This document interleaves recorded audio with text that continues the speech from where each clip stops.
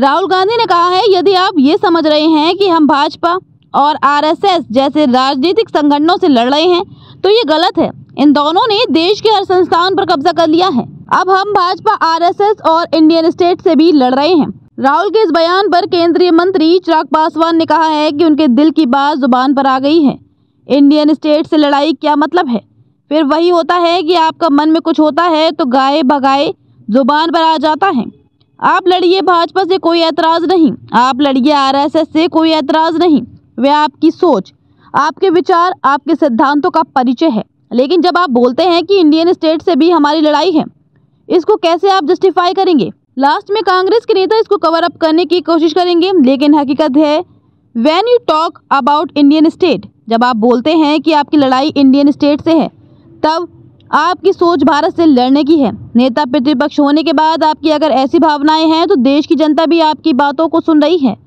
मैं उनकी पार्टी के नेता से भी आग्रह करूंगा, हर चीज़ से समझौता कीजिए, लेकिन राष्ट्रवाद से समझौता मत कीजिए।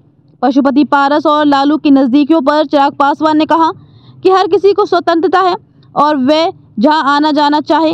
बता दें, उनके तो दिल की बात मुझे लगता है अब जुबान पर आ गई है। इंडियन स्टेट से आपकी लड़ाई का क्या मतलब है? फिर वही होता ना कि कभी कभी आपके मन में कुछ होता है और वो गाहे बगाहे ज़ुबान पर आ जाता है। आप लड़िए भाजपा से, कोई एतराज़ नहीं। आप लड़िए आरएसएस से, कोई एतराज़ नहीं। वो आपकी सोच, आपके विचार, आपके सिद्धांतों का परिचय है। बट जब आप बोलते हैं कि इंडियन स्टेट से भी हमारी लड़ाई है, इसको कैसे आप जस्टिफाई कर सकते हैं? और इसके क्या और मायने निकाले जा सकते हैं? लाख कांग्रेस के नेता अब इसको कवर अप करने का प्रयास करें, बट हकीकत है when you talk about Indian state, और जब आप बोलते हैं कि आपकी लड़ाई इंडियन स्टेट से है, तो आप हमारे देश भारत से आप लड़ने की सोच आप रखते हैं ना। और एक राजनीतिक दल के नेता और विपक्ष प्रतिपक्ष होने के बाद अगर आपकी ऐसी भावनाएं हैं, मुझे लगता है देश की जनता भी ये सारी बातें सुन रही है। और मैं तो बल्कि उनकी पार्टी के नेताओं से भी आग्रह करूँगा कि अगर आपके पार्टी के नेता की ये सोचे, देखिए हर चीज़ से समझौता कीजिए, बट राष्ट्रवाद से समझौता नहीं हो सकता। नेशन फर्स्ट, इसके ऊपर कुछ नहीं आ सकता।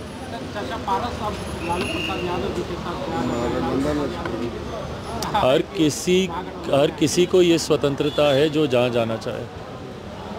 सर, जिस तरह से महागठबंधन में देखा जा रहा है, लालू प्रसाद जी ऑफर कर रहे हैं और ये मीसा भारती और तेजस्वी यादव कह रहे हैं कि तरफ मीसा भारती कह रही है कि स्वागत है और तेजस्वी कह रहे हैं कि दरवाजे बंद है। क्या परिवार में देखिए, परिवार में एकजुटता होना ज़रूरी है, नहीं तो ये काफ़ी चिंताजनक परिस्थिति बन सकती है। ये मैं अपने अनुभव से ही बोल रहा हूँ, क्योंकि मैं गुजरा हूँ। जब परिवार में विरोधाभास उत्पन्न हो जाता है तो परिवार की स्थिति क्या हो जाती है। मैं अपने अनुभव से मैं कह रहा हूँ कि ज़रूरी है परिवार में एकजुटता। ऐसे में जब मेरी बहनें कुछ और कहती हैं, वो स्वागत करती हैं, और मेरे भाई साहब बोलते हैं कि नहीं, जहाँ तेजस्वी जी एकदम मना करते हैं कि भाई नहीं संभव है, तो वहीं मेरी बहन बोलती हैं कि नहीं, उनके लिए दरवाजे खिड़की खुलें। ज़रूरी है एक विषय पर कम से कम परिवार में एकता बनी रहे। राजनीतिक लड़ाई तो बाद में लड़ी जाएगी, पर अगर राजनीतिक विषयों को लेकर परिवार में किसी तरीके के मतभेद उत्पन्न हो जाए, ये कतई उचित नहीं है। तो पहले परिवार में हर विषय को लेकर एक सामंजस्य बनाया जा सके, मैं यही चाहूँगा। Thank you.